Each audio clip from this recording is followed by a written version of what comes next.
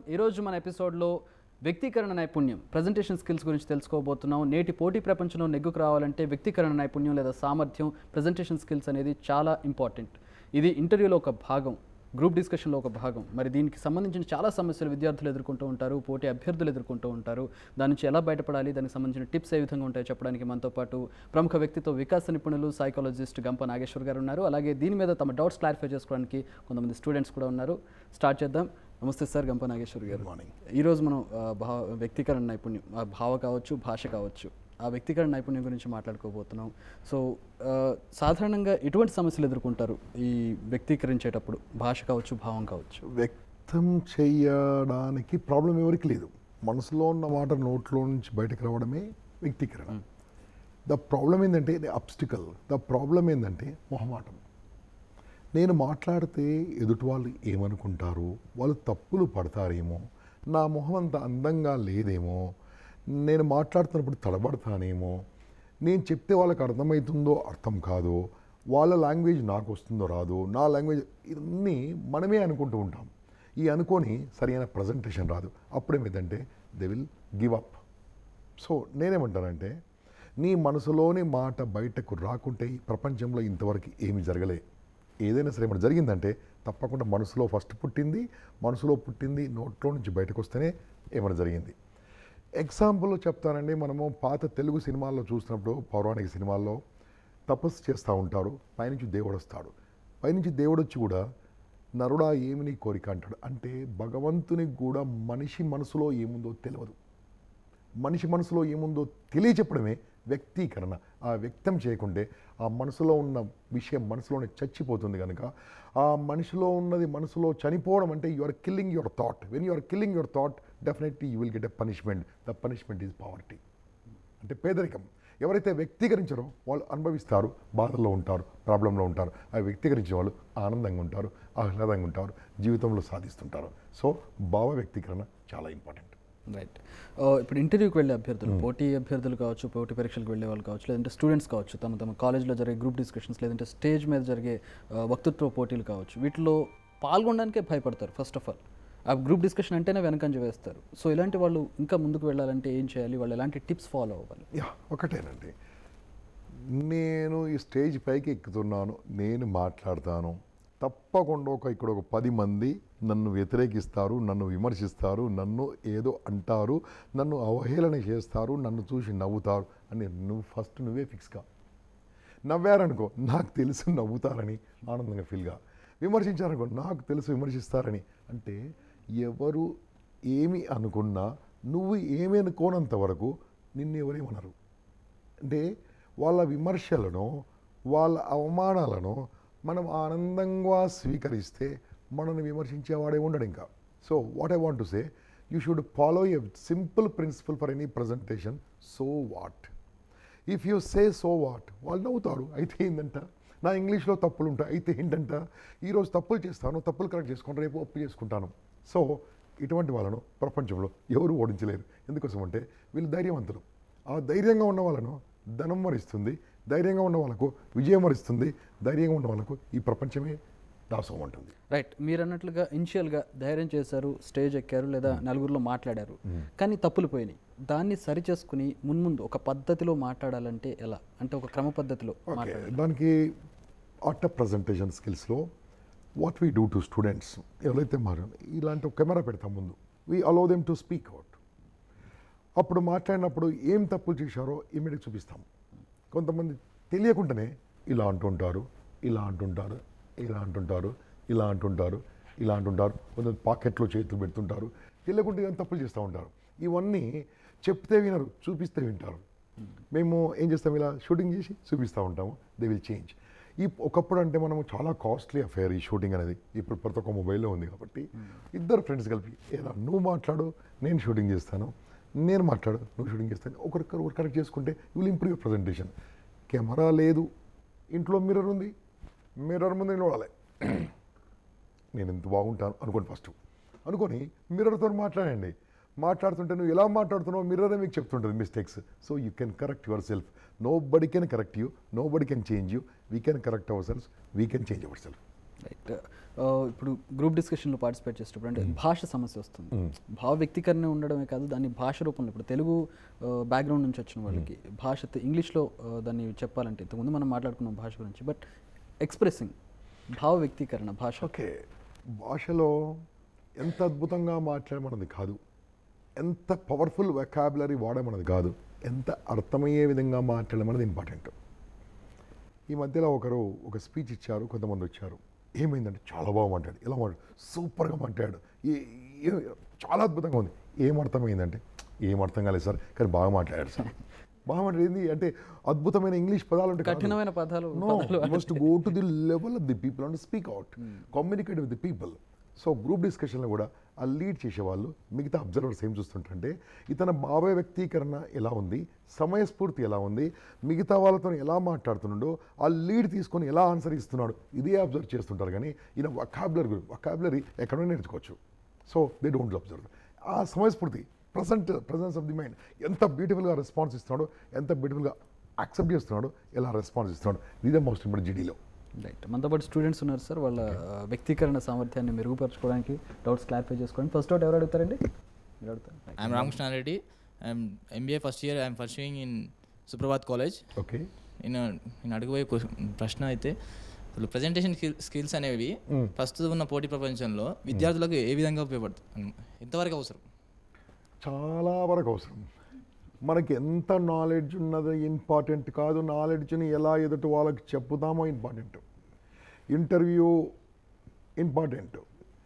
మీరు writing of the test నాకు అంత నాలెడ్జ్ ఉందండి అంటే కాదు, నాలెడ్జ్ ఎలా ఉందో చెప్పుకోవాలి, బయటికి చెప్పుకోవాలంటే ఇంతకుముందు చెప్పాను కదా, భగవంతుని కూడా మనిషి మనసులో ఏమో తెలియదు కాబట్టి నీ ఇంటర్వ్యూకి ఏం తెలుసు, మిగతా వాళ్ళకి ఏం తెలుసు, బయట వాళ్ళకి ఏం తెలుసు, మీ బాస్కి ఏం తెలుసు, మీ ప్రొఫెసర్కి ఏం తెలుసు. So presentation skills are must, compulsory, you must practice, తప్పకుండా నేర్చుకోవాల్సిందే, there is no other choice. Sir నా క్వశ్చన్ ఏంటంటే ప్రజెంటేషన్ స్కిల్స్ ఎలా ఇంప్రూవ్ చేసుకోవాలి సార్? ప్రజెంటేషన్ స్కిల్స్ ఇంప్రూవ్ చేయడానికి ప్రతి కాలేజీలో కూడా మీ దగ్గర మీకే సెమినార్స్ పెడతా ఉంటారు, కొంతమంది వాళ్ళు మోటివేట్ చేస్తూ ఉంటారు. నేనేమంటానంటే యాజ్ ఏ స్టూడెంట్స్ మీరే చిన్న చిన్న గ్రూపులుగా డివైడ్ కండి. మీ క్లాస్లో 60 మంది ఉన్నారు, 4 groups 15 ఈచ్. మీరే డివైడ్ అయిపోయి ఒక్కొక్క గ్రూప్కి ఒక లీడర్గా ఉండి రోజు ఒక సబ్జెక్ట్ రాసివ్వండి. Everybody will get 2 minutes chance, you prepare this subject and come tomorrow అని చెప్పేసి మీ అంతా మీరు నేర్చుకోండి. ఎందుకంటే ఆ 2 సంవత్సరాలు ఎంత అద్భుతంగా మీరు నేర్చుకుంటారో అదే చాలా ఇంపార్టెంట్. కాబట్టి అనుకోకుండా మన బోల్డెన్ క్లాస్ రూమ్స్ ఉన్నాయి, ఆ బ్రేక్లో ఏం చేస్తుంటారు, సినిమాల గురించో ఇంకెవరి గురించో రాజకీయాల గురించి మాట్లాడుకుంటారు. ఆ రాజకీయాలే మాట్లాడి, ఆ సినిమాలే మాట్లాడండి, స్టేజ్ ఎక్కి మాట్లాడండి, 15 మంది మాట్లాడండి. When you're chatting why don't you make it a speech? So అప్పుడు మీ భయం వెళ్ళిపోతుంది. ప్రజెంటేషన్ స్కిల్స్ ఇలా 200-300 మాట్లాడిన తర్వాత ఆఫ్టర్ ఆల్ ఇంకా బయట మాట్లాడడం ఎంత, ఇంటర్వ్యూ ఎంత, నథింగ్ విల్ హ్యాపెన్. మీరు కాలేజీలో ప్రాక్టీస్ చేయండి. Good morning sir. Good morning. నా పేరు Parashuram, Suprabhat MBA first year. ఇక్కడ నా డౌట్ ఏంటంటే సార్ లెసన్స్ చెప్తూ ఉంటారు, స్టూడెంట్స్కి డౌట్స్ వస్తుంటాయి, వాళ్ళ డౌట్స్ ప్రాపర్గా ఎక్స్ప్రెస్ చేయలేరు. దాని నుంచి వాళ్ళు ఎలా ఓవర్కమ్ కావాలి, ఎలా ఎక్స్ప్రెస్ చేయాలి చెప్పగలుగుతారు? ఓకే, ప్రశ్న ఎక్కడైతుందో అక్కడే ప్రపంచం ఉంటుంది. క్వశ్చన్, మీరు జపాన్ ఎడ్యుకేషన్ సిస్టమ్ చూస్తే అక్కడ first 1 year they don't teach anything, they will only ask questions. ఇదే సేమ్ మన పురాతన ఒకప్పటి మన విశ్వవిద్యాలయాల్లో జరిగిన టీచింగ్ ఏంటంటే only question leading. First question, ప్రశ్న, తర్వాత వచ్చి ఆన్సర్ చెప్తాడు. ఇక్కడ ఓరియంటేషన్, ప్రతి కాలేజీలో ఓరియంటేషన్ అవుతుంది. ఆ రోజు చాలా నీట్గా జాగ్రత్తగా స్టూడెంట్ చెప్పాలి. మీరు ప్రతి క్లాస్లో ఓపెన్గా ప్రశ్నలు అడగండి, తెలుసుకోండి. ఇది వాళ్ళ నుంచి చెప్తున్నాను. నేను మిమ్మల్ని అడుగుతున్నాను, సంవత్సరానికి మీరు 50,000 రూపాయలు ఫీజు కడుతున్నారు. 365 రోజుల్లో 200 రోజుల్లో కాలేజీ నడుస్తుంది. అంటే పర్ డే మీరు ఎంత ఖర్చు పెడుతున్నారో చూసుకోండి. పర్ డే ఎంత ఖర్చు పెడుతున్నారు, పర్ క్లాస్కి ఎంత ఖర్చు పెడుతున్నారు. ఆ క్లాస్లో కూర్చొని డబ్బును వేస్ట్ చేద్దామా, ప్రశ్న అడిగి రాబట్టుకుందామా? సో ఇలా మీరు వాల్యూ బేస్డ్ తీసుకొని అడగడం మొదలుపెట్టండి. ఫస్ట్ క్వశ్చన్ అడగగానే మిమ్మల్ని టార్గెట్ చేస్తారని భయపడతారు. టార్గెట్ చేస్తే మీ అంత అదృష్టవంతులు ఎవరు లేరు. ఎందుకంటే రేపటి నుంచి మీరు బాగా చదువుకుంటారు, మీరు క్వశ్చన్ అందరూ మాకు చెప్తాడు. Exact. So it will help you. So get targeted to be someone. No problem, ask question till you get answer. Happy morning sir. I'm Shweta from Suprabhat college. ప్రతిసారి చాలా మాట్లాడాలనుకుంటాం ప్రజెంటేషన్ స్కిల్స్లో. ఒక్కసారి స్టేజ్ పైకి ఎంటర్ అవ్వగానే అన్నీ మాట్లాడాలనుకున్నంత కట్ ఆఫ్ అయిపోతుంది. Okay. అసలు ఎలా ఆ ఫియర్ని ఎలా ఓవర్కమ్ చేసుకోవాలి చెప్తారు? Okay, first of all stage పైకి ఎక్కుతున్నప్పుడే మనం ఏమనుకోవాలి తెలుసా? నా అంత గొప్ప వక్త ఎవరు లేరు అనుకోవాలి. ఎక్కిన తర్వాత నా ముందు కూర్చున్న వాళ్ళకు నేను అప్పిచ్చాను అనుకోండి. సో మనం అప్పిస్తే ఎందుకు ధైర్యంగా మాట్లాడతాం? ఎప్పుడైతే మీరు స్టేజ్ ఎక్కగానే మీ వాయిస్ రైజ్ చేయండి. వాయిస్ రైజ్ చేస్తే భయం పోతుంది. అందరినీ చూడండి, ఒకసారి ఐ కాంటాక్ట్, అందరిని చూడండి. మీరు మాట్లాడదలుచుకున్న దాన్ని సింపుల్గా ఒక చిన్న స్లిప్ తీసుకొచ్చుకోండి. పెద్ద పెద్ద గొప్ప గొప్ప వాళ్ళు, చర్చిల్ లాంటి వాళ్ళు కూడా కంపల్సరీ చిన్న స్లిప్ పెట్టుకొని మాట్లాడారు. డోంట్ వరీ, పాయింట్స్ రాసుకోండి. First point, second point, third point, fourth point, sixth point, 10th point. దీని స్పీచ్ని 3 భాగాలుగా మార్చుకోండి. OBC, opening, body, close. ఇంకా ఇండెప్త్కి వెళ్ళాలంటే ABCD, attraction, body, content, direction. మీ స్పీచ్ని అట్రాక్షన్గా తయారు చేయాలి. అట్రాక్షన్గా మాట్లాడాలంటే ఫస్ట్ పాయింట్ ఏంది? సామెత చెప్పాలా, కొటేషన్ చెప్పాలా, కథ చెప్పాలా, అనెక్డోట్ చెప్పాలా, స్టాటిస్టిక్స్ చెప్పాలా, నీ సెల్ఫ్ ఎగ్జాంపుల్ చెప్పాలా, అలా స్టార్ట్ చేయండి. నేను ఈరోజు మీ గురించి ఎయిడ్స్ గురించి మాట్లాడుతున్నానంటే మాకెందుకంటారు? అదే చెప్పేది అనుకో, సమ్ ఎగ్జాంపుల్ ఇస్తే చెప్పండి, చాలా యాక్టివ్గా వింటారు. రెండోది దాన్ని బిడ్ చేయండి. మాట్లాడాల్సుకున్న కంటెంట్. అమ్మ, మనకు ఒకప్పుడు కంటెంట్ చాలా కష్టం ఉండే, ఇప్పుడు కంటెంట్ ఎంతంత బోర్డు కంటెంట్ దొరుకుతుంది. Any subject, colour the content, make in a small slip. ఇది ప్రజెంటేషన్కి వెళ్ళే ముందు అట్లీస్ట్ 10 times మిర్రర్ ముందు చదవండి. మిర్రర్ ముందు చదివి మీ ఇంట్లో చాలా ఇష్టమైన వ్యక్తి ఎవరు? అమ్మ. అమ్మకి చెప్పండి, అమ్మ నేను స్పీచ్ ఇస్తాను, ఒకసారి కూర్చోండి. ఎందుకు రాను, కూర్చోండి చెప్పి అమ్మకి స్పీచ్ ఇవ్వండి. మొత్తం తప్పులు చెప్తుందమ్మా. అమ్మ తప్పులు చెప్తే నీకేం ఫీల్ కాదు. అప్పుడు హ్యాపీగా తప్పులు ప్రిపేర్ చేసుకోండి, కరెక్ట్ చేసుకోండి, చిన్న కార్డు పెట్టుకోండి, 1 by 1 ఎక్స్ప్లెయిన్ చేయండి. ముందే ప్రిపేర్ కండి. వాళ్ళు నవ్వుతే నాకేంటి, so what, nothing will happen. Thank you sir. Next out. Good morning sir, నా పేరు సరిత, నేను సుప్రభాత్ కాలేజ్ నుంచి వచ్చాను సార్. ప్రెజెంటేషన్ స్కిల్స్లో డ్రెస్సింగ్ సెన్స్ కూడా ఒక పార్ట్ కదా సార్? చాలా ఇంపార్టెంట్. ఇంటర్వ్యూస్కి వెళ్ళినప్పుడు ఎలా డ్రెస్సింగ్ సెన్స్ ఎలా మెయింటైన్ చేయాలి, దాని గురించి కావాలి సార్. ఓకే ఇంటర్వ్యూకి వెళ్ళినప్పుడు టోటల్ పోస్చర్ చూస్తారమ్మా. పోస్చర్ పైనుంచి కింది వరకు చూస్తారు. అబ్బాయిల కంటే చాలా ఎటికెట్ ప్రిన్సిపల్స్ ఉన్నాయమ్మా, అమ్మాయిలకు పెద్ద ప్రిన్సిపల్స్ ఏం లేవమ్మా లక్కీగా. సో అబ్బాయిలు వెళ్తేప్పుడు మాత్రము షూస్ నుంచి ఇక్కడ జుట్టు వరకు, తల వరకు అన్నీ కూడా కరెక్ట్ ఉండాలి. ఏముండాలి? నీట్లీ షేవ్డ్, పెద్ద స్మైల్, ఓకే, నైస్ టై, ఓకే, దానికి షర్ట్కు సూట్ అయ్యే టైస్, ఇప్పుడు చక్రి గారు కట్టుకున్నట్టు అలాగే. So shoes, black colour shoes, dark colour shoes, not white socks, dark colour socks, okay. ఇవన్నీతో పాటు మీరు పోస్చర్, నిలబడ్డ పద్ధతితో పాటు ఫుల్ స్లీవ్స్ అమ్మ, ఫుల్ స్లీవ్స్, ఈ పొడుగు చేతులు అంగి కంపల్సరీ. ఇవన్నీ అబ్బాయిలు కంపల్సరీ మెయింటైన్ చేయాలి. ఇది ఎటికెట్లో నేర్పిస్తూ ఉంటారు మీకు.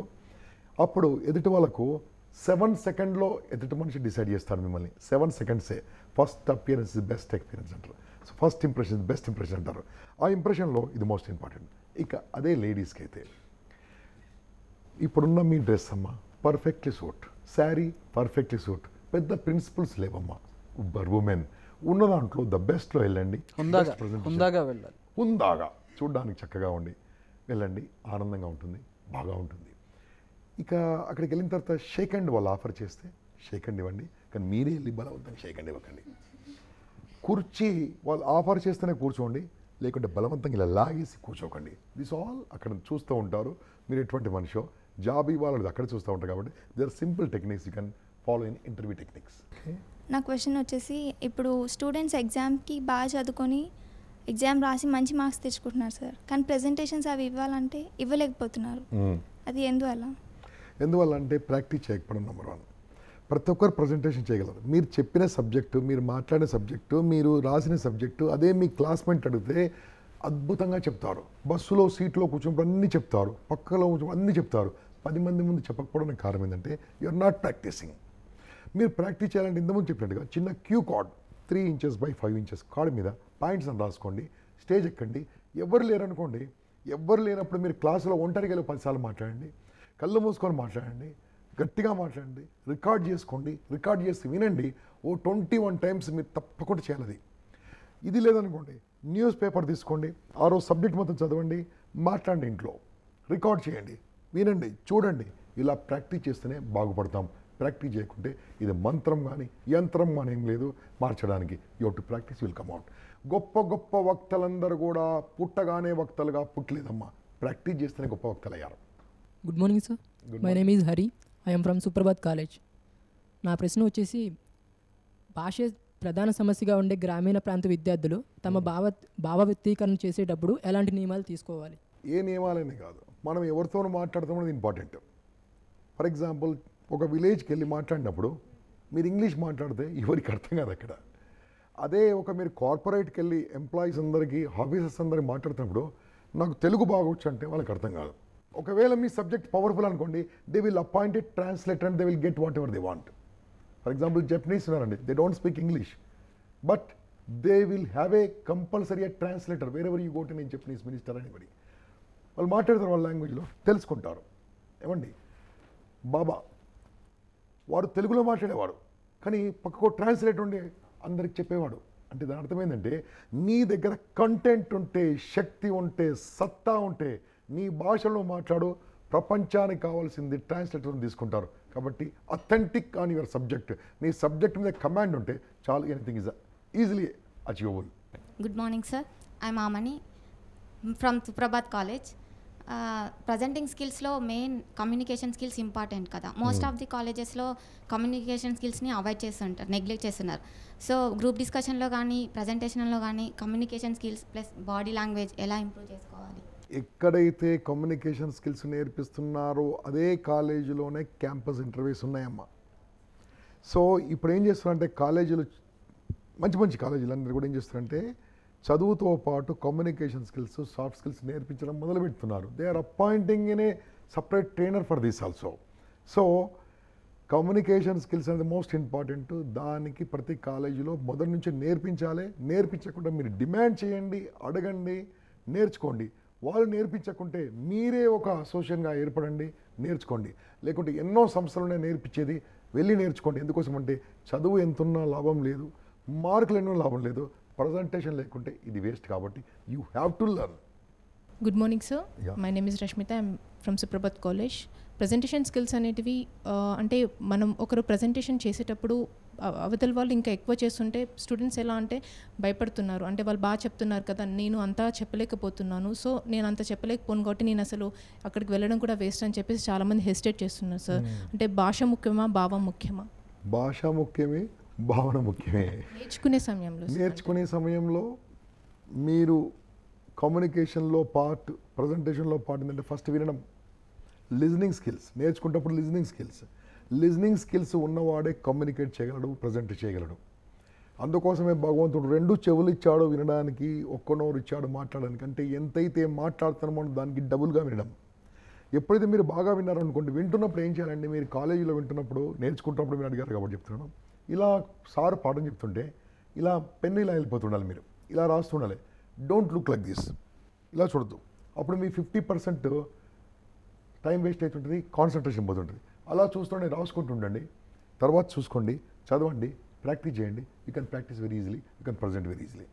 మీరు ఏం చేసినా సరే అండి, ఏ రోజుది ఆ రోజు చదువుకొని విన్నది, కాలేజీలో విన్నది, క్లాసులో విన్నది ఇంటికెళ్ళి మీరు ఒక మిర్రర్కు చెప్పితే మీరు ఎప్పుడు మర్చిపోరు. ఎందుకోసం అంటే మెమరీ టెక్నిక్లో పవర్ఫుల్ ఏం తెలుసా, చదివితే గుర్తుండదు ఎక్కువగా, గట్టిగా చదివితే కొద్ది గుర్తుంటుంది, రాస్తే గుర్తుంటుంది కొద్ది ఎక్కువ, డిస్కస్ చేస్తే 70% గుర్తుంటుంది, ఇంకొకరు చెప్తే 95% గుర్తుంటుంది. అందుకని మీ ప్రొఫెసర్ అందరూ కూడా అలా బుక్ చూసి అలా పడేసి వచ్చి చెప్తా ఉంటారు. అంటే ఆ ప్రజెంటేషన్ స్కిల్ చేస్తే మైండ్లో ఎప్పటికి ఉండిపోతుంది, ఒకరితో మాట్లాడితే మైండ్లో లైఫ్ లాంగ్ ఉండిపోతుంది. కాబట్టి you practice from first year onwards. Right sir, చివరిగా వ్యూవర్స్ కోసం ప్రజెంటేషన్ స్కిల్స్ గురించి ఫ్యూ పాయింట్స్. మనసులో ఉన్న భావం బయటకు రాకుంటే ఈ ప్రపంచంలో ఇవన్నీ జరిగేటే కాదు. ఈ సైన్స్, ఈ టెక్నాలజీ ఏది జరిగినా మనసులో ఉన్న ఆలోచన, పుట్టిన ఆలోచన నోట్లో నుంచి బయటకు వస్తే జరిగింది. కాబట్టి ఈ సృష్టి జరుగుతుందంటే సృష్టికర్త ఒక సృష్టికర్తను సృష్టించాడు ఈ సృష్టిని సృష్టించడానికి. అంటే మనం ఈ ప్రపంచాన్ని ముందుకు నడపాలంటే మన భావ వ్యక్తీకరణ, భాష వ్యక్తీకరణ, ఆలోచన వ్యక్తీకరణ చాలా ఇంపార్టెంట్. కాబట్టి పంచుకోండి, జీవితాన్ని పెంచుకోండి, ఈ ప్రపంచాన్ని ఆనందంగా ఉంచండి. థ్యాంక్ యూ వెరీ మచ్ గంప నాగేశ్వర్ గారు ప్రజెంటేషన్ స్కిల్స్ గురించి మంచి టిప్స్ అందజేస్తారు. Thank you very much. Me doubts అన్ని కూడా క్లారిఫై అయ్యాయి అనుకుంటున్నాం. Thank you very much participate చేసినందుకు. ఇది ఇవాళ కపిల్ చిట్స్ జై హో సక్సెస్ మంత్ర. ఒక అంశానికి సంబంధించి మీరు ప్రజెంట్ చేయాలనుకుంటే మీ ప్రజెంటేషన్ స్కిల్స్, మీ వ్యక్తీకరణ నైపుణ్యం పెరగాలంటే అంశానికి సంబంధించి సమగ్ర అవగాహన పొందండి. దాన్ని ఒక ఇంపార్టెంట్ పాయింట్స్, ముఖ్యమైన పాయింట్స్ని ఒక పేపర్ మీద రాసుకోండి. రాసుకున్న తర్వాత వాటిని 1కి 10 సార్లు ప్రాక్టీస్ చేయండి. అద్దం ముందు కావచ్చు, మీకు తెలిసిన వాళ్ళ ముందు కావచ్చు. ఆ తర్వాత దాన్ని ప్రజెంట్ చేసే ముందు మీ ముందున్న వాళ్ళందరినీ గంప నాగేశ్వర్ గారు చెప్పినట్లుగా అప్పిచ్చిన వాళ్ళుగా భావించండి, ధైర్యం పొందండి, సక్సెస్ సాధించండి.